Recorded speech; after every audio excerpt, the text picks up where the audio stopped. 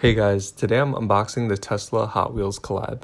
This one's the 1:64 ratio Cybertruck, and yeah, I waited one full year for this thing. So straight out of the box, there's an instruction manual, the car itself, a mini plastic ramp, and the remote control. My first impression of the car was that it felt kind of cheap since it's almost entirely made out of plastic. I don't really know too much about Hot Wheels, but I know the old ones I have are super sturdy, and this was just not what I expected. There are no batteries included, so you'll need 4 AA batteries and a mini screwdriver to open up the back of the controller. The car itself has a lithium-ion battery, so it's rechargeable and takes 20 minutes to fully charge. The driving experience is done with a forward, backward, and a left-right control. It's pretty hard to control because the car goes really fast, but I'm not too worried about doing anything crazy with it.